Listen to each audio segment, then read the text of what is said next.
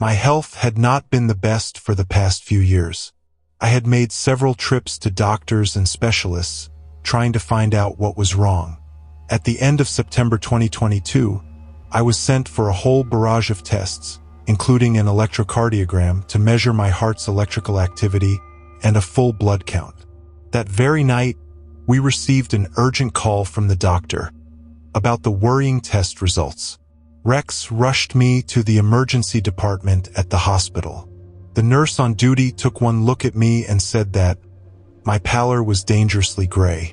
Over the next 14 hours, I would be given 2 blood transfusions, along with a bag of plasma.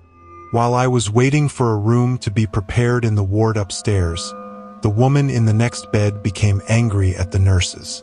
The doctors had requested more tests and scans for her, and she was not pleased that they could not diagnose her recurring ailments. Her scolding voice soon rose in volume, getting the attention of everyone on the floor. By that time, it was close to midnight. The agitation level was almost a palpable presence in the place. I felt chilled and did not feel it was due to my low blood count. "I want to see the doctor now," screeched the irate woman. Beep, beep, beep, beep, beep. The monitoring devices went haywire all at once, emitting alarms and sounds of mechanical distress. At every single bed, it was absolute chaos. Nurses were hurrying from bed to bed, frantically pressing buttons to stop the ear-splitting blaring and trying to reset each monitor. All the while, the woman carried on a relentless tirade, steamrolling over the nurses' attempts to calm her down. Rex and I looked at each other in bewilderment. What was going on? Eventually, the head nurse managed to placate her. She arranged for the woman's discharge and assured her that any further tests could be done as an outpatient.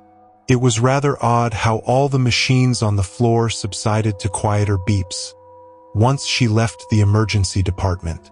Hospitals are never the most comfortable place to be. It was early morning and Rex had gone home by the time they got me into a room on the 4th floor.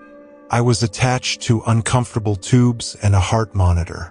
My arm was aching from the cannula, and my limbs felt weak and rubbery. But I was still in a much better state than the elderly woman in the next room. During the nurse's handover at the change of shift, I overheard one say to the other that the patient had been refusing her food. They were currently trying to get her into palliative care, but it was probable that she might not last long enough by the time there was an available bed. Sadly, beyond making her as comfortable as possible, they could do nothing more. Sleep was impossible that night. My lower back hurt, and I could not figure out how to adjust the bed. The temperature in the room had gone quite cold. It was unusual for me to be bothered by the air conditioning. I normally liked the cold, and the nurse had made me comfortable for the night, wrapping me up like a cozy burrito in cotton blankets. The lights at my bed were turned off, with the door was left ajar for the duty nurse to be able to check on me at a glance from the bright hallway. I could hear the constant rasping and wheezing noises from next door. That poor woman's labored breathing sounded especially loud in the stillness of the night. It reminded me horribly of a death rattle, like during the time I had sat vigil years ago for my father and Rex's mother. My vision had gotten accustomed to the dim lighting. A movement to my left caught my eye. I blinked once, twice, but the image was still there at the window. It was a slight-built woman or a young girl, dressed in a black gown and a wide-brimmed black hat. Her face was pale, the features hidden in shadow by a gauzy veil from the hat.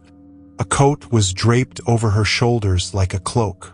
From the angle of her head, she was peering in at me. For a moment, I thought it was a visitor who had gone for a walk outside, taken a wrong turn in the dark, and was trying to find the entrance back to the ward. Then I remembered that the room was 4 stories above the ground. Was she an otherworldly visitor? But I did not feel any malice from her, only a vague sense of curiosity. On a whimsical impulse, I waved to the lady in black, acknowledging that I knew she was there. Then I quickly turned on the bedside light. The figure was gone. Getting out of bed, I scanned the room for any object that could be reflected in the glass. There was nothing that matched the figure. When I mentioned this to the night nurse in passing, she vehemently declared that such things never happened there. She looked so thoroughly spooked that I decided not to say anything further on the incident. The hospital was a fairly new one, but there had already been a number of reported mortalities there. In the morning, I checked the scenery outside the window. It overlooked the rooftop of the nearby building, a car park, and the main road in the distance. There was nothing that could have formed a dark shape the night before. The patient was still there in the next room, her condition unchanged. But I did not get another chance to see if the lady in black would reappear in the night. My daily blood tests were showing that my blood count was much improved, oxygen saturation and erratic heart rate had stabilized.